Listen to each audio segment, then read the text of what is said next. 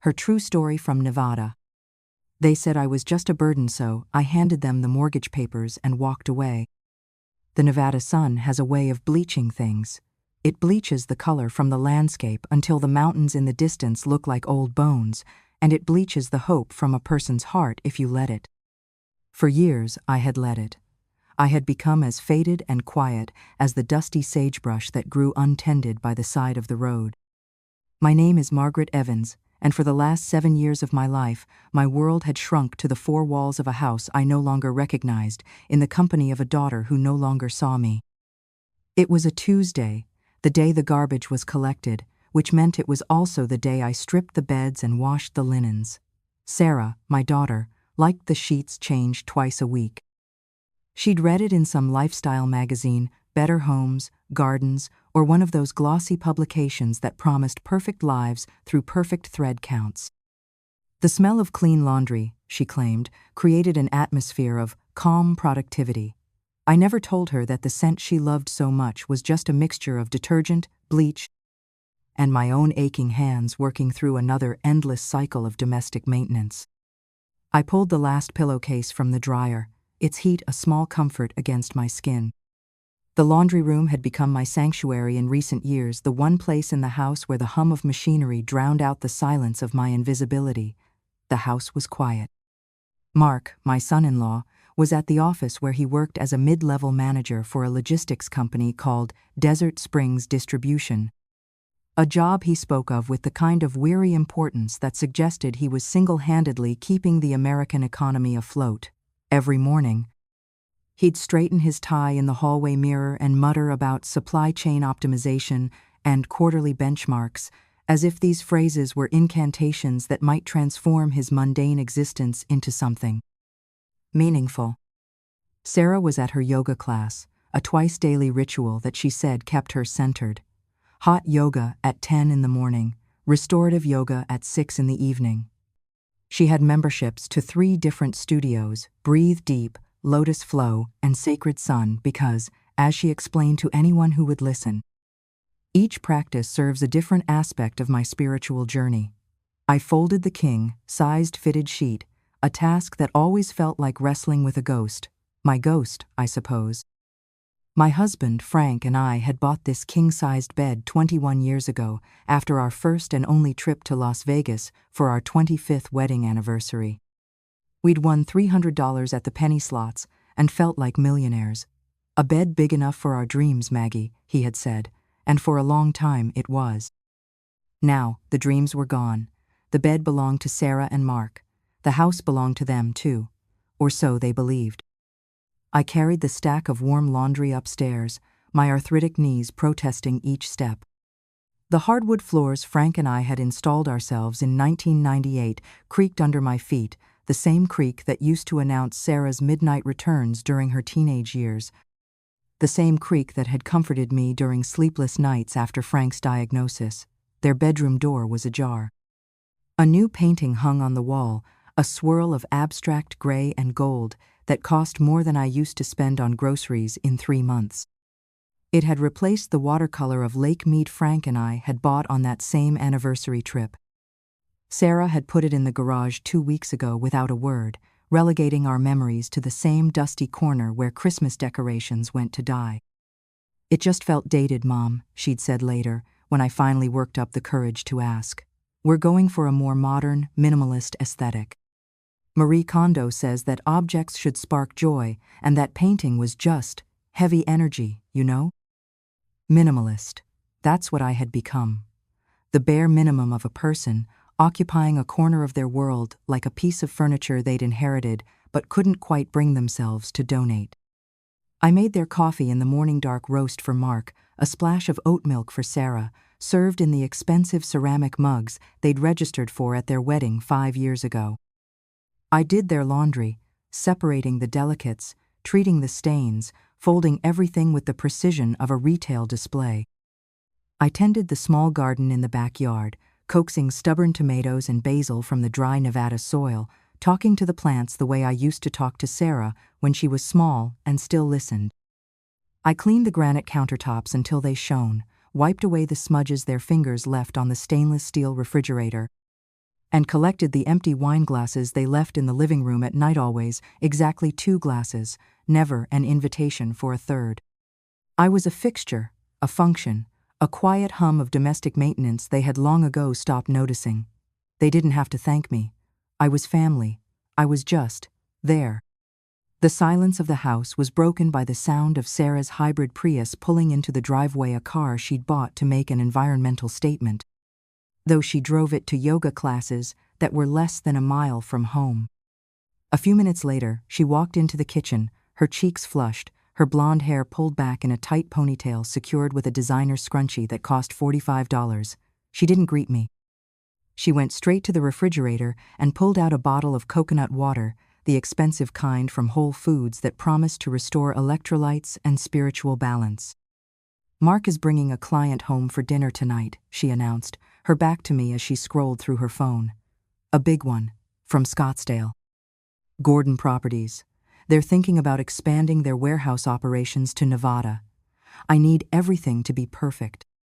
I turned from the sink, my hands still damp from washing the breakfast dishes they'd left for me to clean. "Of course, dear. What would you like me to make?" She took a long sip from the bottle before answering, her eyes never leaving her phone screen.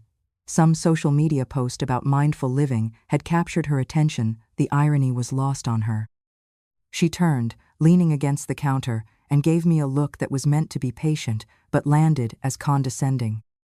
It was the same look she'd perfected in high school when explaining to me why I simply couldn't understand the complexities of her teenage social life.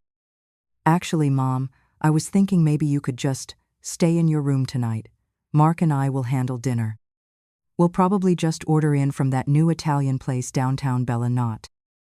They have this amazing truffle risotto that everyone's talking about." She smiled a tight, bloodless smile that didn't reach her eyes. "It's just, business. We need to make the right impression, and sometimes it's better to keep things simple, professional." I didn't say anything. I just nodded, turning back to the sink to rinse a coffee mug that wasn't dirty, a nervous habit I'd developed over the years when conversations became uncomfortable. The right impression. I was not the right impression. I was the outdated watercolor that had been banished to the garage, the embarrassing evidence of a past they wanted to rewrite. "Great," she said, her tone relieved, as if I had just granted her a massive favor instead of agreeing to be erased from my own home for an evening. "Thanks for understanding. Oh, and maybe keep the TV volume down? Sound carries, and we'll be in the dining room talking numbers." She left the room, leaving her empty coconut water bottle on the counter for me to throw away. And I did. I always did. Because I had learned a long time ago that in this house, my value was measured in compliance. What Sarah didn't know, what she had never bothered to ask, was that compliance had a price. And I had been keeping a ledger in my heart for a very, very long time. Frank and I bought this house in 1992, when the Las Vegas suburbs were still growing, and Henderson was considered the quiet outskirts of civilization. It wasn't much back then, a simple stucco ranch on a dusty lot with a half-dead Joshua tree in the front yard, and a view of the mountains that promised something better was always within reach. But it was ours. Or rather, it was mine. Frank had a heart full of dreams, and a credit score full of holes from a failed landscaping business he'd tried to start in 1987. Desert Bloom Landscaping, he'd called it.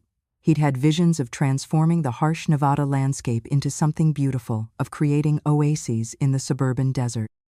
He'd bought a truck, hired 2 employees, invested in equipment, and poured our savings into advertisements in the local paper.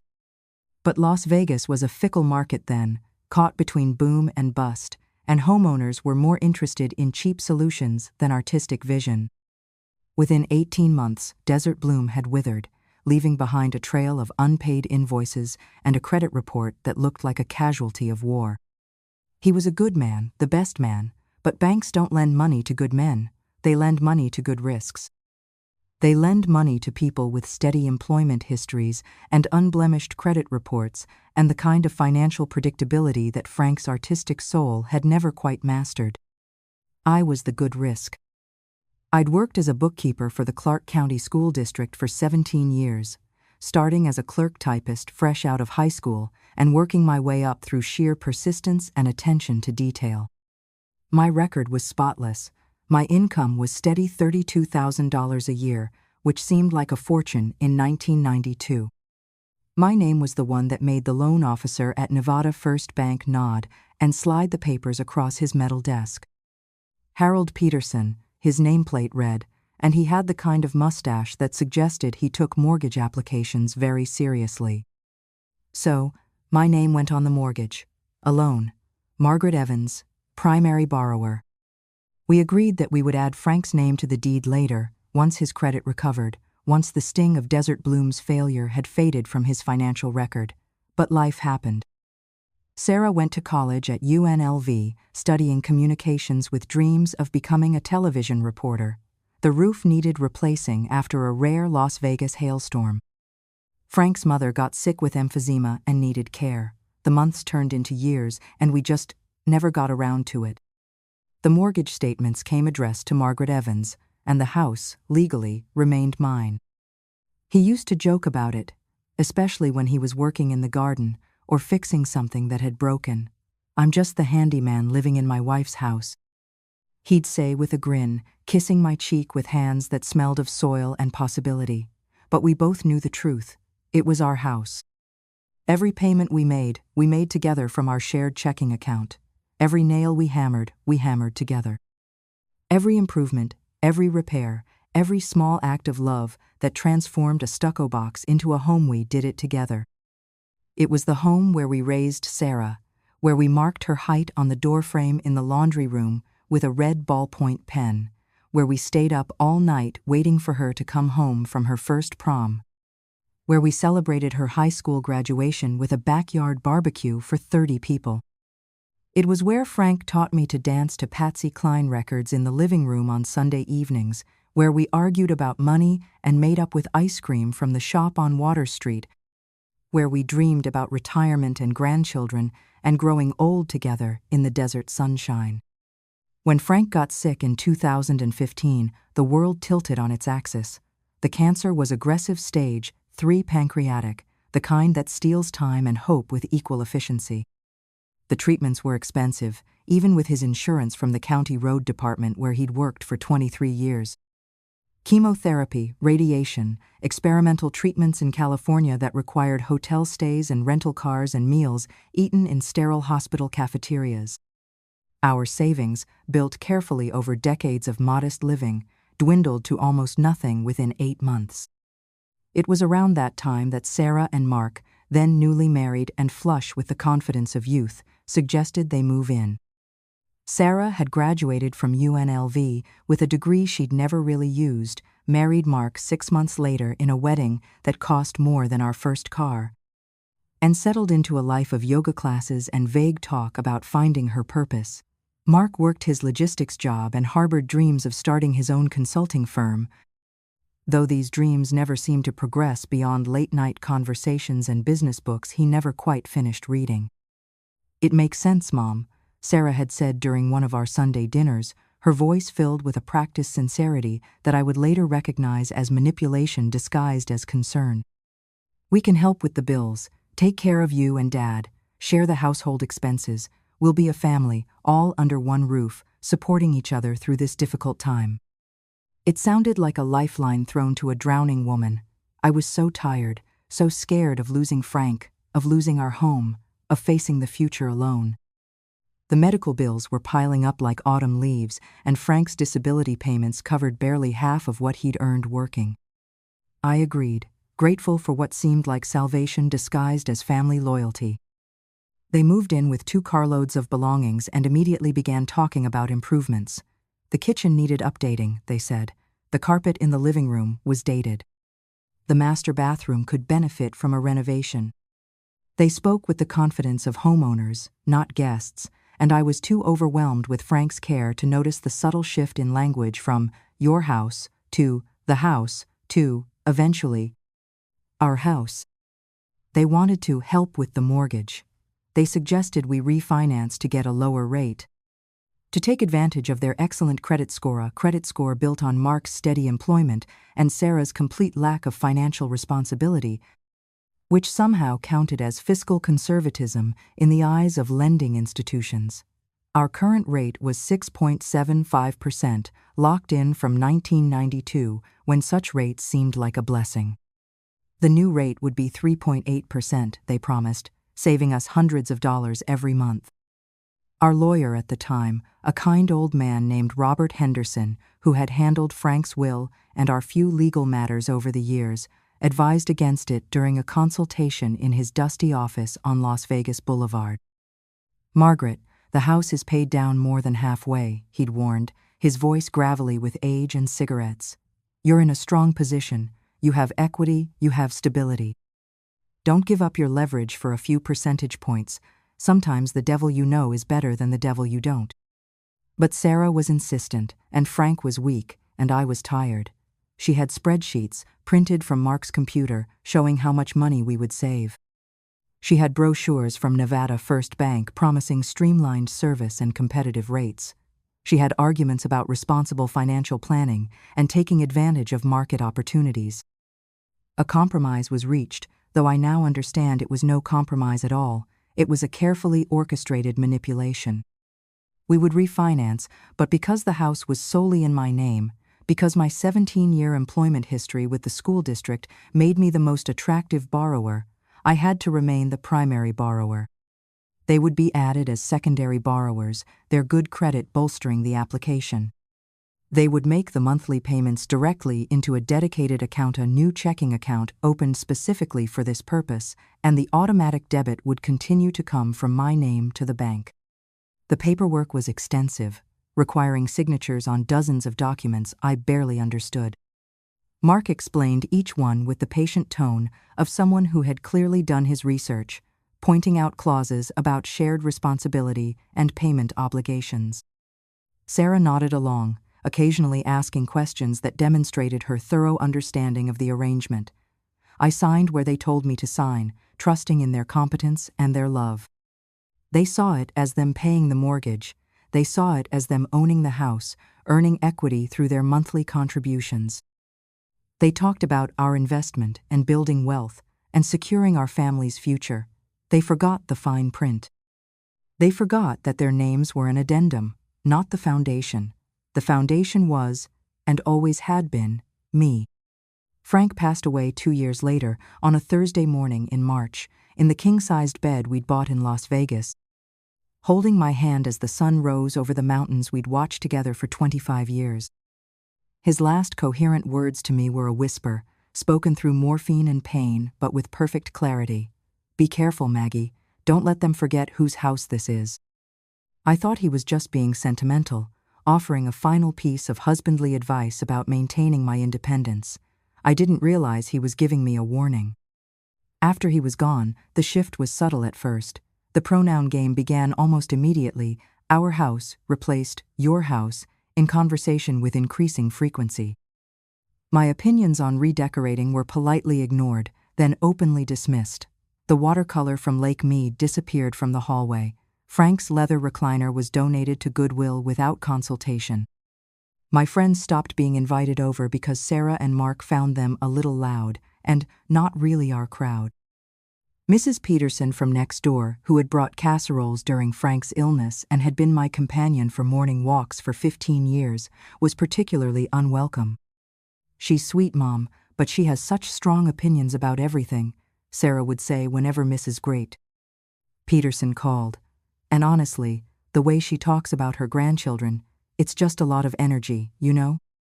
My weekly card game with Dorothy, Helen, and Rose women, I'd known since Sarah was in elementary school, gradually moved from our dining room to Helen's house, then eventually stopped, including me altogether. "They understand you need your space to grieve," Sarah explained when I mentioned missing the games. "Besides, Mark and I are usually watching Netflix on Thursday nights, and the noise carries." My life, like my possessions, was slowly being moved into smaller and smaller spaces. I became a tenant in my own home, a silent partner whose contributions were no longer acknowledged. The mortgage papers, the original deed, the refinance agreement, all of it, sat in a small fireproof lockbox in my closet, a sleeping dragon they never thought to check on. They were too busy admiring their new minimalist kingdom to ever wonder who held the key to the castle. The breaking point didn't come with a shout or a slammed door. It came with a chuckle, the kind of casual cruelty that cuts deeper than any scream. It was a Saturday in late April, one of those perfect Nevada days when the air is warm but not yet scorching, when the desert blooms briefly before surrendering to summer's harsh embrace.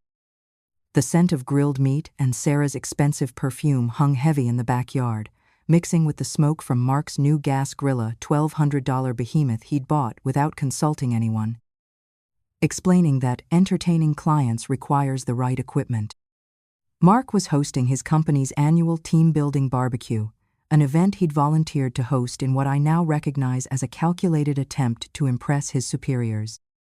Colleagues in crisp polo shirts and their smiling wives stood in small clusters on the patio, holding glasses of white wine and discussing real estate prices and their children's achievements in voices designed to carry just far enough to ensure everyone could hear their success stories. I had spent the last 2 days preparing.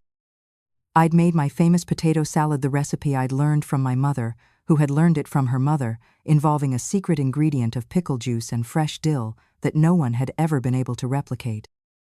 I'd marinated the chicken in a blend of olive oil, lemon, and herbs from the garden Frank and I had planted together.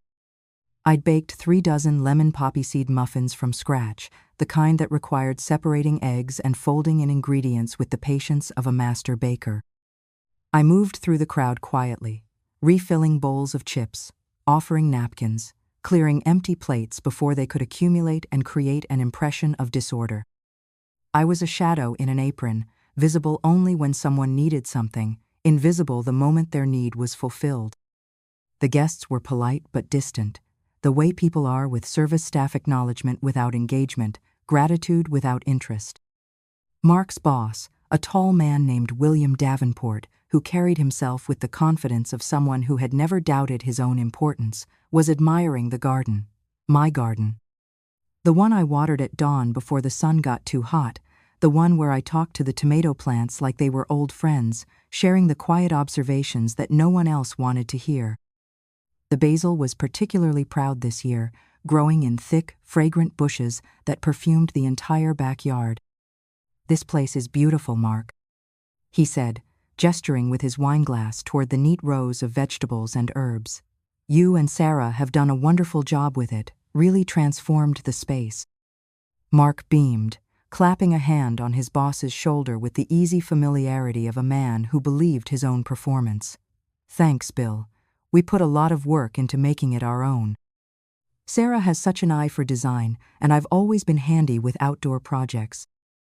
I stood 10 feet away, holding a tray of the lemon poppy seed muffins, still slightly warm from the oven, listening to Mark take credit for years of my labor with the casual confidence of someone who had never doubted his right to do so. The tomatoes I had coaxed from seed, the herbs I had dried and stored, the flower beds I had weeded on hands and knees, all of it attributed to his vision and effort. Just then, I approached their small group with the tray of muffins. "Muffin, Mr. Davenport?" I offered softly, my voice barely audible over the conversation and laughter surrounding us. He took one, smiling kindly with the practiced charm of a man who had spent decades in client-facing roles. "Thank you," he trailed off, not knowing my name, his eyes holding the polite blankness of someone trying to place an unfamiliar face. Sarah, who had just joined the group with her own glass of wine and the glowing confidence of a successful hostess, laughed. It was a light, tinkling sound that didn't reach her eyes, the kind of laugh people use to fill uncomfortable silences. "Oh, that's just my mom, Margaret," she said, waving a dismissive hand in my direction as if I were a child who had wandered into adult conversation. "She lives with us." Mr. Davenport's wife, a woman with kind eyes and silver hair, bit into her muffin, and her face immediately brightened with genuine pleasure. "Oh my goodness, this is divine. Did you make these, Margaret? The lemon flavor is incredible, and there's something else. Is that poppy seed?" Before I could answer, before I could acknowledge the compliment or explain the recipe that had been passed down through 3 generations of women in my family, Sarah cut in again.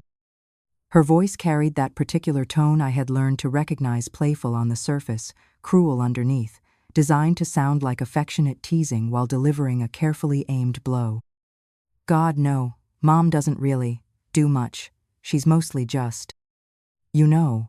She paused, looking around at the small group as if letting them in on a private joke, her eyes sparkling with the malicious joy of someone who had found the perfect audience for her cruelty.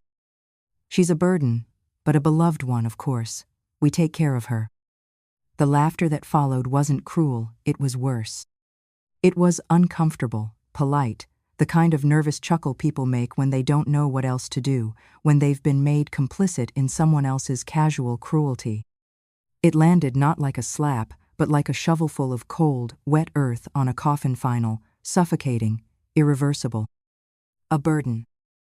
I stood there, holding the tray of muffins I had made with my own hands, in the garden I had planted with my own labor, surrounded by people enjoying the hospitality I had provided, and listened to my daughter erase me with a single word. The woman who had carried her for 9 months, who had walked the floors with her through countless nights of colic, who had taught her to ride a bicycle and helped with homework and celebrated every achievement of her 32 years of life reduced to a burden. My hands didn't shake. My smile didn't falter. I felt a strange and sudden calm descend upon me, a clarity so sharp it felt like ice in my veins. I looked at Mark, searching his face for some sign of discomfort, some indication that he recognized the cruelty of what had just happened. He avoided my gaze, suddenly fascinated by a scuff on his expensive leather shoe. I looked at Sarah. She was already moving on, guiding the Davenports toward the new outdoor sofa she'd ordered from West Elm, her attention shifting to the next performance in her carefully choreographed display of domestic perfection. No one corrected her, no one defended me, no one acknowledged that the woman they had just dismissed as a burden had spent 2 days preparing the food they were enjoying, had created the garden they were admiring, had made possible the very gathering they were celebrating. In that moment, standing on the patio Frank and I had built with our own hands during a sweltering July weekend in 1998, I understood. They didn't see me as a mother. They didn't see me as the woman who had signed the papers, paid the bills, and held their family together through decades of ordinary struggles and extraordinary love. They saw me as a piece of old furniture they were obligated to dust off once in a while. An object, a task, a burden. I turned, walked back into the kitchen through the sliding door that Frank had installed himself, and placed the tray of muffins on the granite counter they had chosen without consulting me. I didn't go back outside. I spent the rest of the party in the laundry room, scrubbing a non-existent stain out of a dish towel that was already clean, the hum of the washing machine, a low, steady companion to the sound of laughter and conversation drifting in from the backyard. And I wasn't crying, I was planning. Frank's words echoed in my head like a prayer, like a promise, like a battle cry. Don't let them forget whose house this is. I wouldn't. I was just going to have to remind them. I waited 1 week, 7 days of moving through the house like I always did, a ghost in a cardigan and comfortable shoes. I made their coffee each morning, dark roast for Mark, oat milk for Sarah, and listened to them discuss their days with the casual intimacy of people who believed themselves to be the only ones who mattered. I did their laundry, folding their clothes with the same care I had always shown, hanging Sarah's delicate blouses with proper spacing to prevent wrinkles. I answered fine when they asked how I was, which they did exactly once during those 7 days, and only because Mark's mother had called to check on me.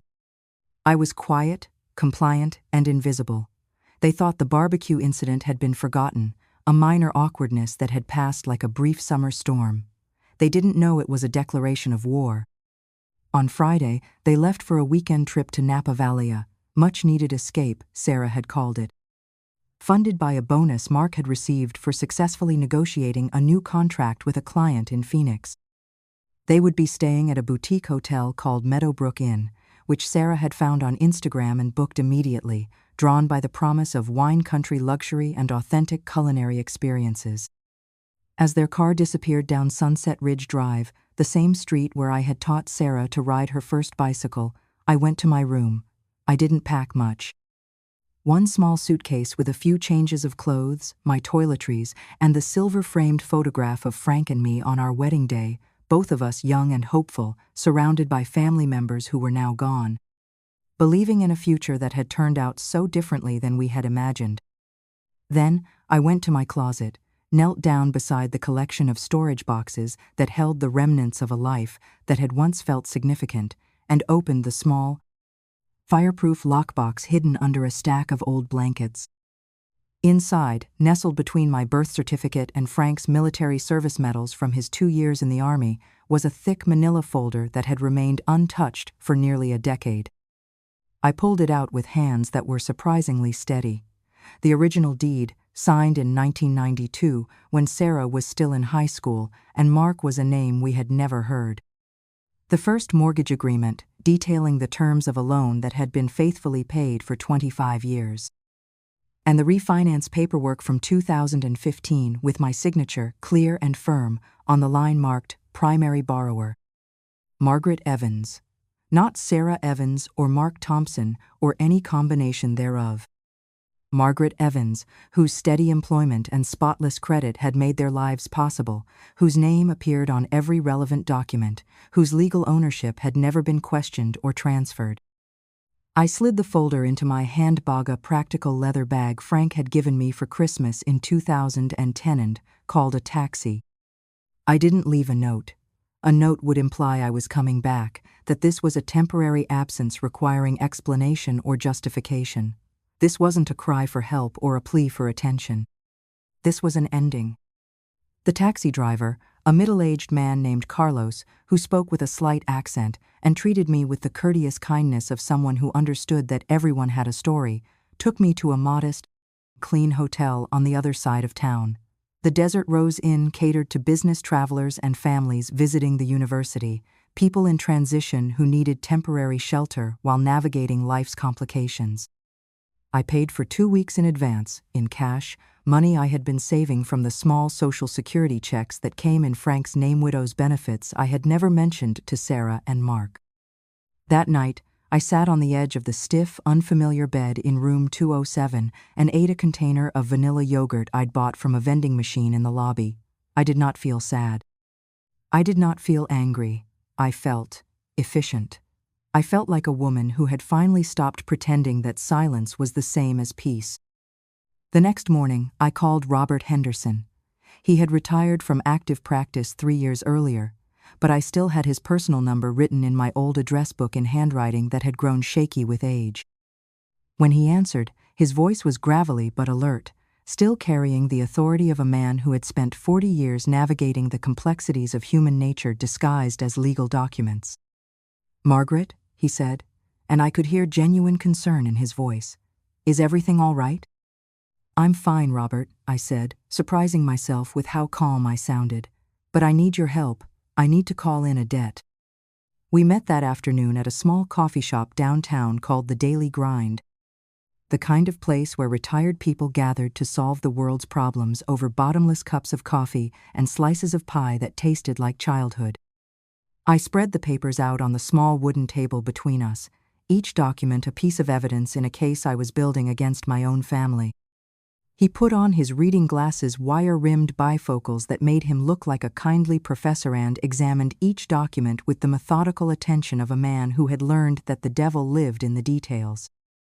He read for a long time, occasionally making small humming sounds of understanding or surprise. The silence between us was comfortable, the quiet of two people who understood that some conversations required patience. Finally, he looked up at me over the rims of his glasses, his eyes holding a mixture of admiration and sadness. "They never understood, did they?" he asked softly. "They never asked," I replied, and in those 3 words lay the entire tragedy of the situation. "Legally, Margaret, you are in an unassailable position," he said, tapping a finger on the refinance agreement. "They are technically tenants paying rent against a mortgage for which you are solely and ultimately responsible. If you stop paying the bank comes after you, but the foreclosure notice goes to the property. However, there's a cleaner way." I leaned forward, my hands wrapped around a coffee cup that had grown cold while we talked. "What's that?" You have them in breach of your personal agreement. They agreed to make payments to you for the right to live there. Their continued disrespect and emotional abuse constitutes a severe breach of the familial contract, if not a legal one. The simplest path is to formally notify them that their tenancy is terminated." He paused, studying my face with the careful attention of someone who understood that advice could be both gift and weapon. "But the most effective one? You simply stop making the mortgage payment. The bank's default notices will do the talking for you. It's colder, more final." I didn't hesitate. Let's go with that one. The following Monday morning, I walked into the main branch of Nevada First Bank, the same building where Harold Peterson had approved my original mortgage application 33 years earlier. The lobby had been renovated since then, all sleek surfaces and modern efficiency, but the fundamental transaction remained the same: people seeking security, banks providing it for a price. I sat down with a loan officer, a young woman named Brenda Castellanos, who couldn't have been much older than Sarah. She had kind eyes and the patient manner of someone who dealt with other people's financial complications on a daily basis. I explained that due to a change in my financial circumstances, I wished to cancel the automatic payment for my mortgage, effective immediately. She clicked away at her computer, pulling up an account that had been in good standing for decades. "I see, Mrs. Evans," she said, her voice professionally neutral. "This is a joint refinance, but you are listed as the primary borrower. I just need to inform you that failure to make a payment within 30 days will result in the loan going into default." "I understand," I said, my voice even. "And a notice of default will be sent to the property address." "I understand that too." She looked at me with a flicker of curiosity in her eyes, but she didn't ask questions. She had been trained to process requests, not to judge them. She printed a form, and I signed it with the same black ink pen I had used to sign the original documents decades earlier. It took less than 5 minutes to set a match to the foundation of their perfect, minimalist life. As I walked out of the bank into the bright Nevada sun, the light no longer felt like it was bleaching the hope from my heart. It felt like it was burning away a fog I had lived in for years. For the first time in a long time, the mountains in the distance didn't look like old bones. They looked like a promise. I didn't go back to the hotel. I took another taxi and told the driver to take me toward Lake Mead, to the spot where Frank and I had bought that watercolor painting all those years ago.